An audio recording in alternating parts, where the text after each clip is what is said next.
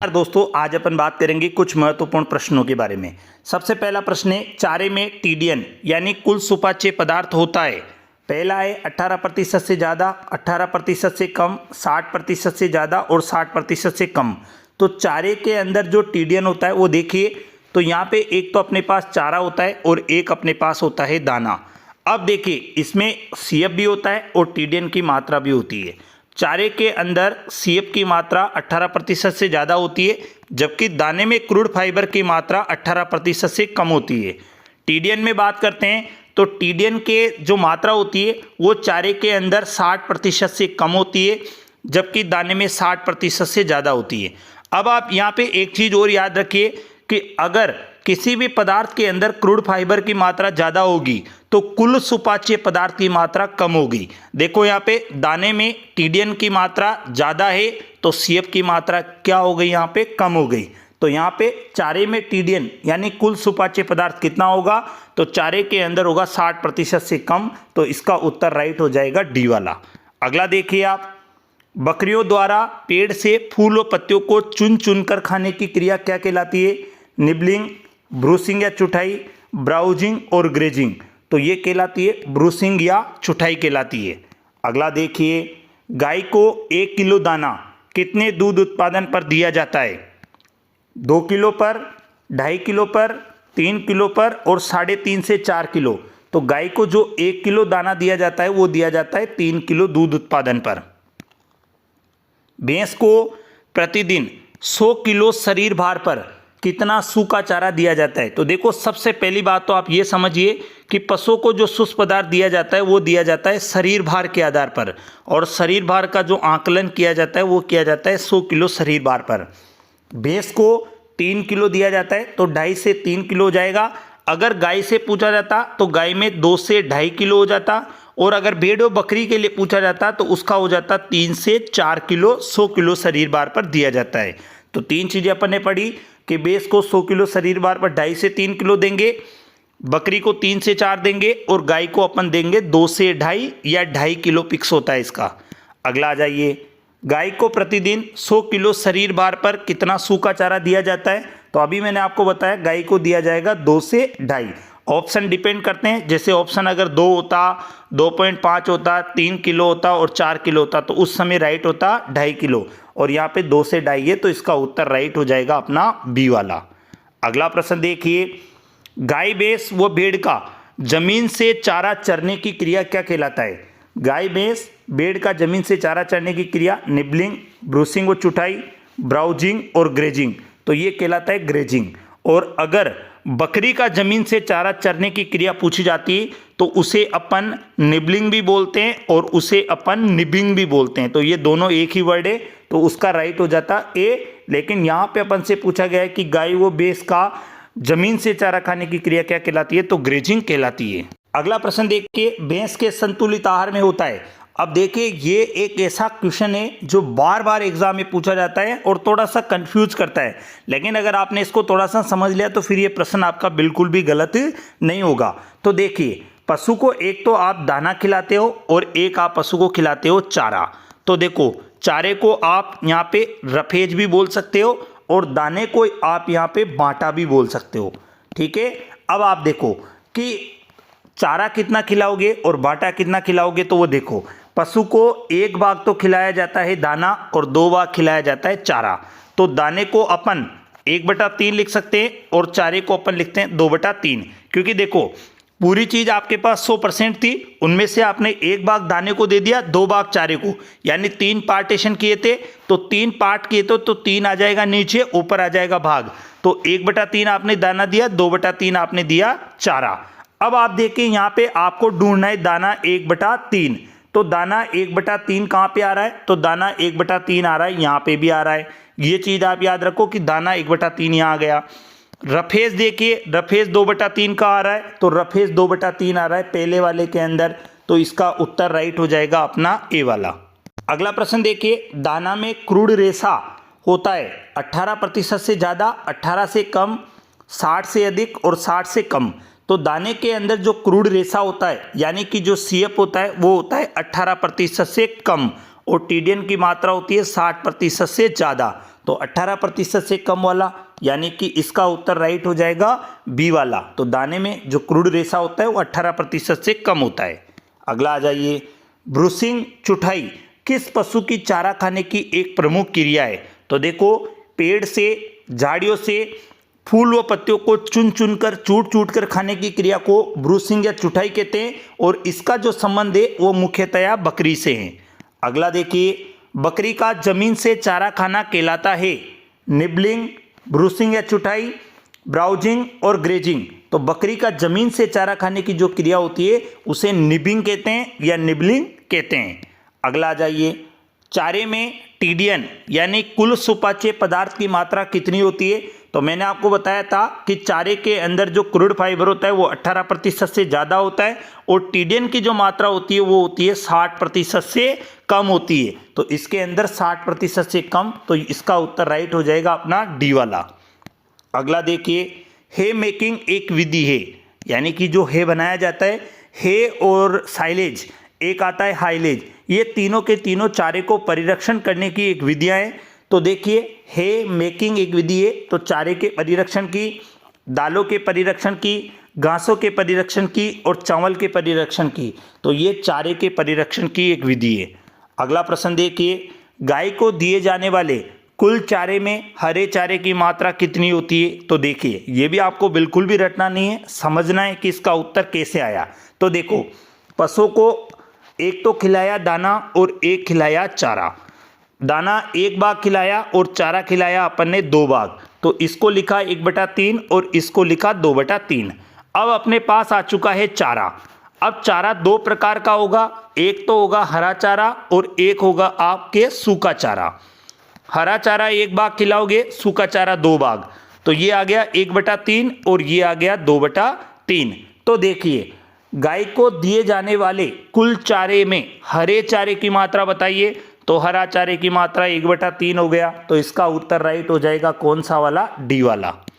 अगला देखिए, गाय को गर्भधारण के कितने महीने के बाद गर्भावस्था राशन? तो देखो, गर्भावस्था राशन को देना स्टेमिंग अप कहलाता है। अगर आपसे पूछा जाता है कि मादा पशु को गर्भवती अवस्था में अतिरिक्त दाना देना क्या कहलाता है, तो स्टेमिंग अप, और ये राशन लगभग 5 से 6 माह की आयु पर शुरू किया जाता है। तो याद रखना, तो ये इसका आंसर राइट हो जाएगा 6 वाला। अगर 5 ऑप्शन में होता तो 5 भी राइट होता।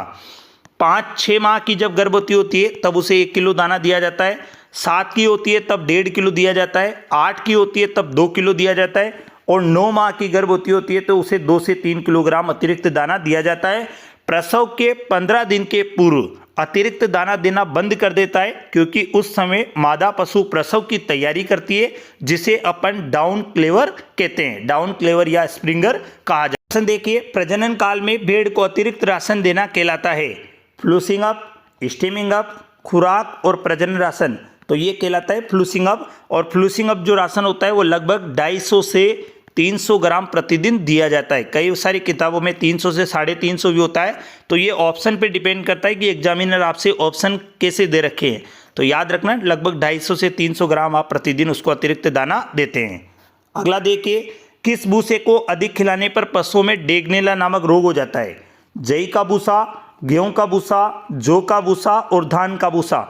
तो वो होता है धान का भूसा, क्योंकि धान के भूसे में सेलेनियम नामक खनिज लवण की मात्रा अधिक होती है, और जिसे खिलाने पर डेगनेला नामक रोग हो जाता है। इसीलिए अगर आप पशु को कभी धान का भूसा खिलाते हो तो पहली बात तो आप उन्हें ज़्यादा नहीं खिलाएं, लेकिन अगर आपकी मजबूरी है कि खिलाना ही है तो आप उसे लगभग कुटी करके 1 घंटे तक पानी में डुबो के और फिर खिलाएं, ताकि सेलेनियम की मात्रा कम हो जाए। अगला प्रश्न देखिए, किसकी खली में अफ्लाटॉक्सिन नामक हानिकारक पदार्थ पाया जाता है? सोयाबीन की खली, मूंगफली की खली, ज्वार की खली और कपास की खली।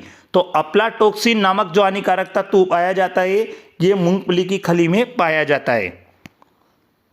साइलेज में नमी की मात्रा होती है, तो देखिए 30 से 40, 10 से 15, 85 से 90 और 60 से 70।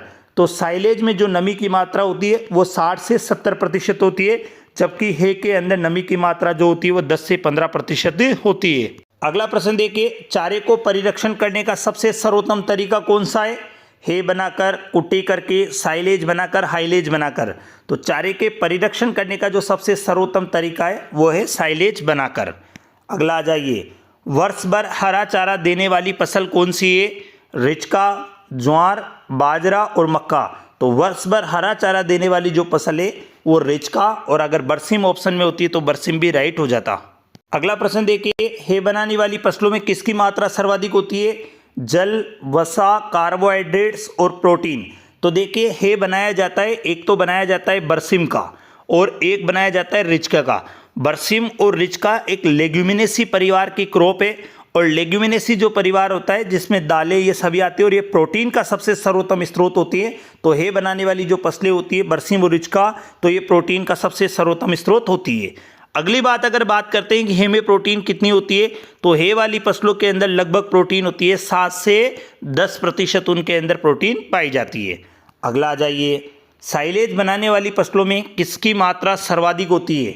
जल, वसा, कार्बोहाइड्रेट्स और प्रोटीन। तो साइलेज बनाया जाता है मक्का, ज्वार, बाजरा, और मक्का, ज्वार, बाजरा ग्रेमिनी परिवार यानी अनाज वर्गीय परिवार की है।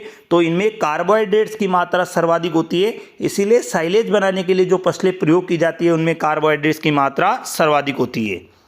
अगला आ जाइए, गोसीपोल नामक हानिकारक पदार्थ पाया जाता है सोयाबीन की खली में, मूंगफली की खली में, ज्वार की खली में और कपास की खली में। तो गोसीपोल नामक जो हानिकारक तत्व पाया जाता है ये पाया जाता है कपास की खली के अंदर। और याद रखना कि ये सबसे ज़्यादा जो हानिकारक होता है, एक तो हानिकारक होता है ये पिग के लिए और एक हानिकारक होता है ये हैन के लिए। तो यानी मुर्गी और सूअर के लिए सबसे ज़्यादा खतरनाक माना जाता है। हरे चारे में सर्वाधिक मात्रा में पाया जाने वाला खनिज लवण कौन सा है? लोहा, कैल्शियम और फास्फोरस, मैग्नीशियम, उपरोक्त सभी। तो हरे चारे में सबसे ज़्यादा मात्रा में पाया जाता है कैल्शियम और फास्फोरस, तभी तो हरा चारा पशुओं को अधिक खिलाने पर दूध बढ़ने लगता है। यानी कि दुधारू पशुओं में जब भी दूध बढ़ाना होता है तो उन्हें हरा चारा अधिक दिया जाता है। अगला प्रश्न आ जाइए, साइलेज में शुष्क पदार्थ की मात्रा कितने प्रतिशत होती है? तो साइलेज में जब नमी होती है 60 से 70%, तो शुष्क पदार्थ होता है लगभग 30 से 40%। तो इसका बी वाला आंसर बिल्कुल राइट हो जाएगा। अगला देखिए, पशु के द्वारा 24 घंटे यानी एक दिन में खाया गया आहार कहलाता है जीवन निर्वाह राशन, संतुलित आहार, खुराक और राशन। तो 24 घंटे के अंदर जो खाया जाता है उसे अपन राशन कहते हैं। तो इसका डी वाला आंसर राइट हो जाएगा। अगला आ जाइए, पशु के द्वारा एक बार में खाया गया आहार क्या कहलाता है? जीवन निर्वाह, संतुलित आहार, खुराक और राशन। तो पशु के द्वारा एक बार में खाया गया आहार कहलाता है खुराक। तो उत्तर राइट हो जाएगा सी। अगला प्रश्न देखिए, हे बनाने हेतु सबसे उपयुक्त फसलें जई, मक्का, ज्वार, बरसिम। तो हे बनाने के लिए सबसे उपयुक्त जो फसल है वो बरसिम है। लेकिन अगर रिचका ऑप्शन में होता तो रिचके को ज़्यादा प्राथमिकता दी जाती है, क्योंकि हे का जो डंठल होता है वो काफ़ी कठोर होता है, लेकिन रिचके का जो डंठल होता है वो थोड़ा सा पतला होता है और एक रसीला होता है। तो इसीलिए हे बनाने के लिए सबसे सर्वोत्तम फसल रिचका है और दूसरे स्थान पर बरसिम है। लेकिन रिचका ऑप्शन में नहीं है तो बरसिम वाला बिल्कुल राइट हो जाएगा। साइलेज बनाने हेतु सबसे उपयुक्त फसल जई, मक्का, ज्वार और बरसिम। तो सबसे ज़्यादा प्राथमिकता दी जाती है किसको? मक्का को। अगला प्रश्न देखिए, भैंस के दूध के लिए डीसीपी आवश्यकता ग्राम प्रति किलो दूध होती है। यानी कि भैंस में दूध उत्पादन के लिए डीसीपी की जो आवश्यकता होती है 1 ग्राम, यानी कि प्रति किलो दूध उत्पादन के हिसाब से कितने ग्राम आवश्यकता होगी? तो 36, 63, 75 और 69। तो देखिए 63 ग्राम आवश्यकता होती है। अगला देखिए, पशु शरीर में कैल्शियम और फास्फोरस का अनुपात कितना होता है? 2:1, 6:1, 10:1 और 1:2। तो शरीर के अंदर कैल्शियम और फास्फोरस, तो देखो शरीर में कैल्शियम की मात्रा होती है 9 से 11 mg 100 ml ब्लड, यानी कि 100 ml रक्त के अंदर 9 से 11 mg कैल्शियम पाया जाता है, जबकि फास्फोरस 4 से 6 mg 100 ml ब्लड पाया जाता है। कैल्शियम और फास्फोरस का जो अनुपात होता है वो होता है 2:1। तो इसका उत्तर राइट हो जाएगा ए वाला। अगला आ जाइए, गाय भैंसों में मिल्क फीवर या पार्चुरेंट पैरालाइसिस नामक रोग किसकी कमी से होता है? कैल्शियम, मैग्नीशियम, सल्फर और कॉपर। तो ये होता है कैल्शियम की कमी से होता है। और एक इसका सबसे मेन कारण ये भी हो सकता है कि कैल्शियम और फास्फोरस की मेटाबॉलिक गड़बड़ी के कारण भी ये रोग हो सकता है। अगला आ जाइए, पशु शरीर में कैल्शियम और मैग्नीशियम का अनुपात कितना होता है? तो देखिए, कैल्शियम और फास्फोरस का जो अनुपात होता है वो तो होता है 2:1, और कैल्शियम और मैग्नीशियम का जो अनुपात होता है वो होता है 6:1। तो इसका उत्तर राइट हो जाएगा बी वाला। निम्न में से पशुओं में कैल्शियम की कमी से कौन सा रोग होता है? मिल्क फीवर होता है, पोस्ट पार्चुरेशन हीमोग्लोबिन नहीं होता है, ग्रास टिटनी ये भी नहीं होता है, कीटोसिस ये भी नहीं होता है। तो कौन सा रोग होता है कैल्शियम की कमी से? मिल्क फीवर रोग हो जाता है। अगला प्रश्न देखिए, रक्त का थक्का बनाने में सहायक है कैल्शियम, विटामिन के, दोनों, कोबाल्ट। तो देखिए दोनों ही, विटामिन के भी वही काम करता है और कैल्शियम भी वही काम करता है। अगला आ जाइए, भैंस को 1 किलो दाना कितने दूध उत्पादन पर दिया जाता है? 2 किलो, 2.5 किलो, 3 किलो, 3.5 से 4 किलो। तो 1 किलो जो दाना दिया जाता है भैंस को वो 2.5 किलो दूध उत्पादन पर दिया जाता है। अगला प्रश्न है, मैग्नीशियम की कमी से पशुओं में कौन सा रोग होता है? मिल्क फीवर नहीं होता है, पोस्ट पार्चुरेशन हीमोग्लोबिन ये भी नहीं होता है, ग्रास टिटनी, लैक्टेशनी या हाइपोमैग्नीशियमिया ये रोग सब मैग्नीशियम की कमी से होते हैं। तो इसका उत्तर राइट हो जाएगा सी वाला। अगला, पशुओं में फास्फोरस की कमी से कौन सा रोग होता है?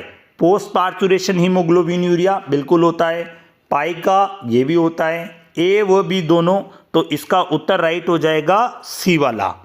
अगला प्रश्न देखिए, विटामिन ए का रंग होता है सफ़ेद, भूरा, पीला और काला। तो जो विटामिन ए होता है उसका रंग होता है पीला। तो इसका उत्तर राइट हो जाएगा सी वाला।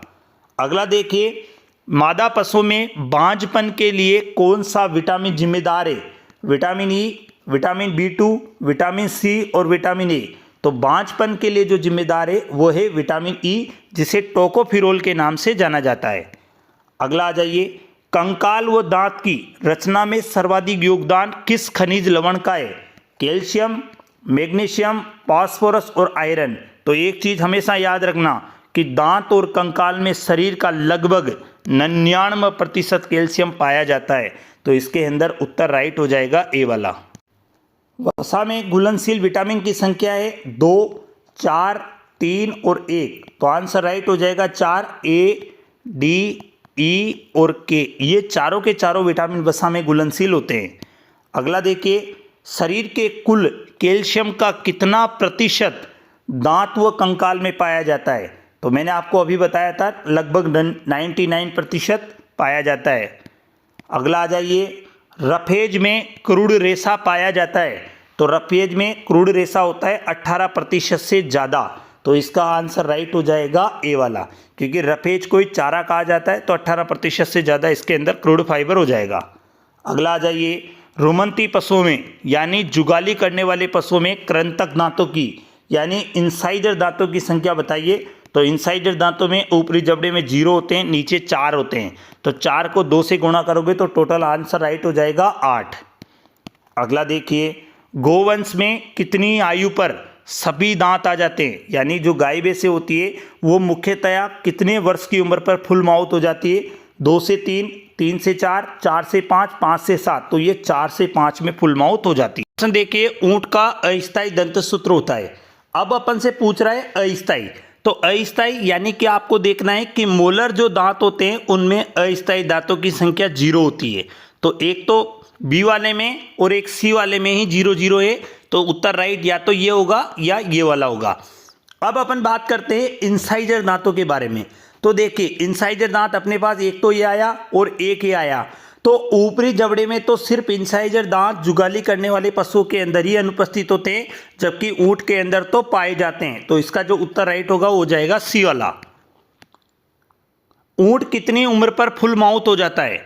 अब फुल माउथ का मतलब होता है पशुओं की वह उम्र जब उनके मुंह में सभी दांत उग जाते हैं, उपस्थित होते हैं, तो उसे कहा जाता है फुल माउथ। 5 वर्ष, 7 वर्ष, 6 वर्ष और 4 वर्ष।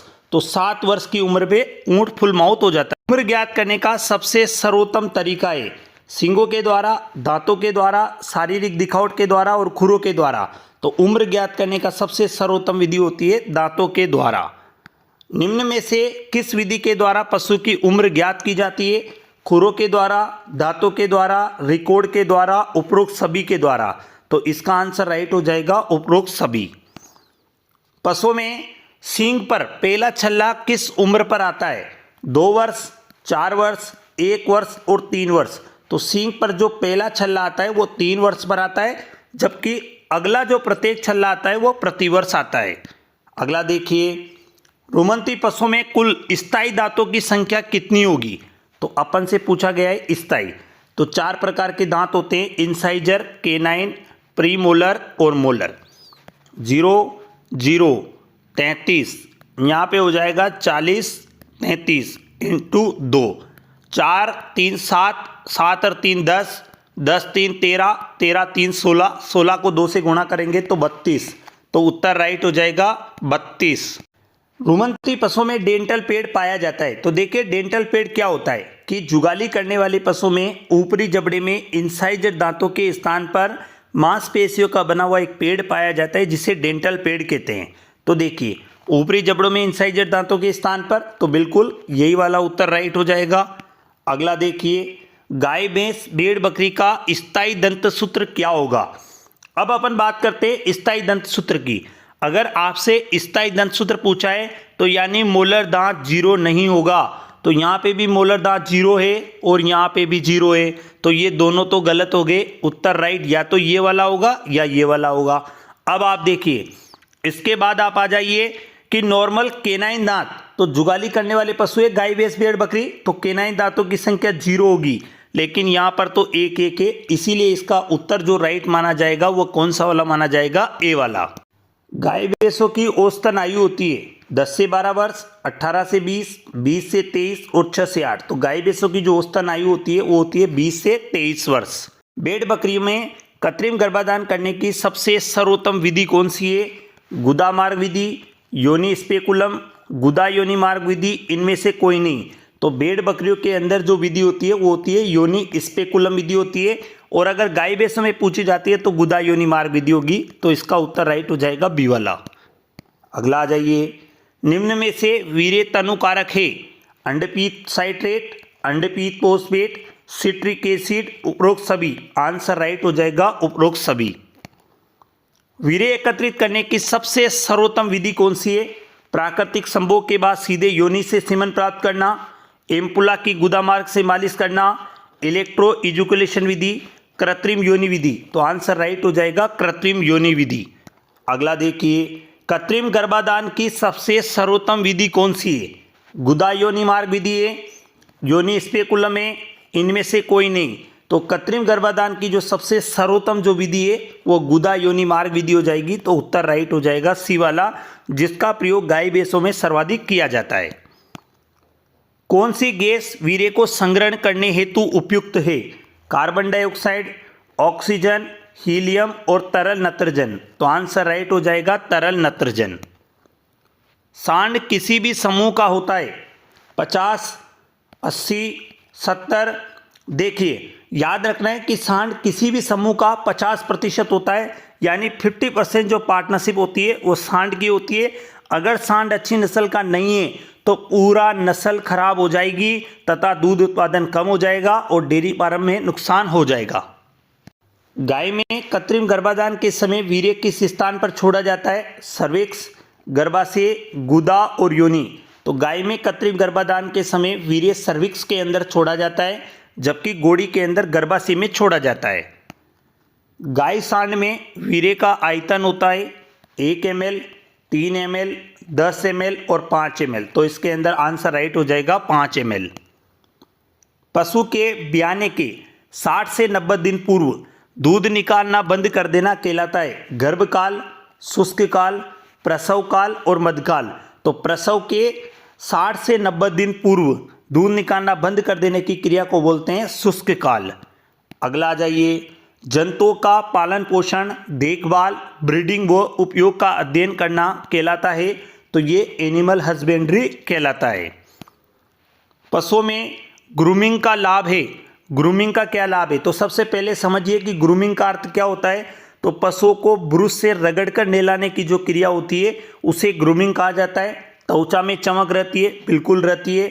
बाह्य परजीवी नहीं पड़ते, सही है ये भी। शरीर में रक्त संचरण तेजी से होता है, ये भी सही है। तो उपरोक्त सभी इसका उत्तर माना जाएगा। ब्रूसिंग चुटाई किस पशु की एक प्रमुख क्रिया है? भेड़, बकरी, भैंस और ऊंट। तो ब्रूसिंग और चुटाई बकरी की एक सबसे प्रमुख क्रिया है।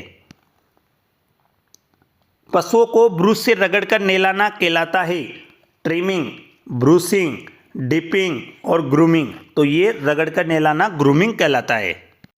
राजस्थान में सूअर प्रजनन फार्म स्थित है अजमेर, अलवर, जयपुर और भरतपुर। तो राजस्थान में सूअर प्रजनन फार्म अलवर में है।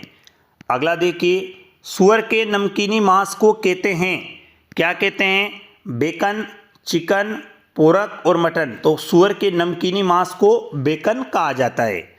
अगला आ जाइए, सूअर का गर्भकाल होता है। तो देखिए 114 दिन, 155 दिन, 279, 62 डेज। तो याद रखना सूअर का जो गर्भकाल होता है वो 114 दिन होता है। मांस अच्छा स्रोत है प्रोटीन का, वसा का, खनिज लवण का और कार्बोहाइड्रेट्स का। तो मांस प्रोटीन का सबसे अच्छा स्रोत माना जाता है।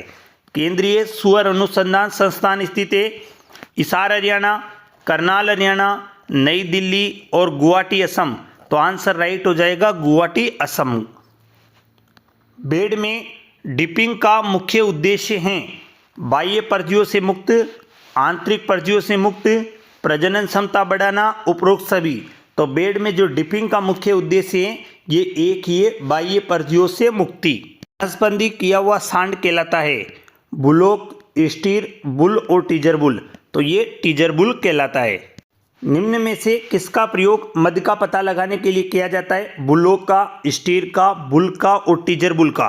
तो टीजर बुल का प्रयोग किया जाता है। भेड़ के बच्चे को दवा से भरे हुए पात्र में डुबोना कहलाता है डिपिंग, डिवर्मिंग, सिपिंग और सिपिंग। तो देखिए भेड़ के बच्चे को दवा से भरे हुए पात्र में डुबाने की जो क्रिया होती है इसे डिपिंग कहा जाता है और इसका जो मुख्य उद्देश्य होता है वो होता है बाह्य परजीवियों से मुक्ति। अगला, थनों में सूजन आना कहलाता है।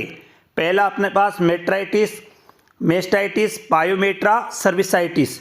मेट्राइटिस होता है गर्भाशय में सूजन आना, मेस्टाइटिस होता है थनों में सूजन आना, पायोमेट्रा होता है गर्भाशय में मवाद बढ़ना और सर्विसाइटिस होता है सर्विक्स में सूजन आना। पशुओं में प्रजनन होता है कृत्रिम, प्राकृतिक, भ्रूण प्रत्यारोपण, उपरोक्त सभी। आंसर राइट हो जाएगा उपरोक्त सभी।